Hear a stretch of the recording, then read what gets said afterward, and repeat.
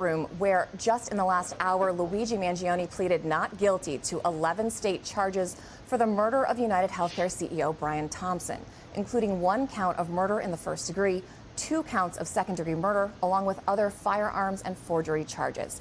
Mangione will remain in federal custody ahead of the next court date, February 21st.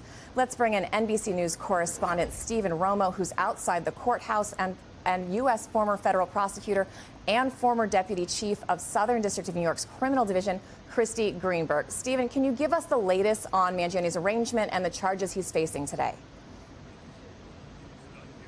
Yeah, certainly can, Christina. And it wasn't a very lengthy court appearance that Mangione made today, but we were able to hear his plea. We're able to turn that tape for you now, and we can take a listen to it. Charging with the crime of murder in the first degree and other related charges. How do you plead to this indictment, sir? Guilty or not guilty? Not guilty.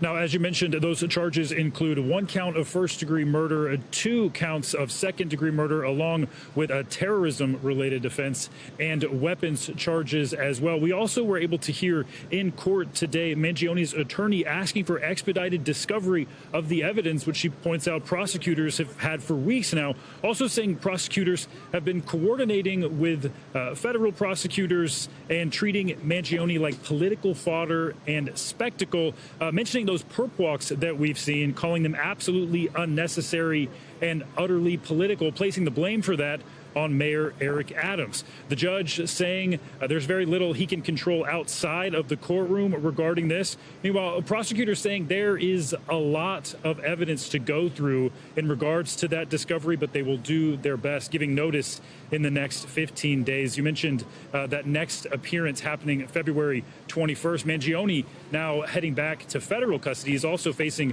those parallel federal murder charges, those which could carry the death penalty.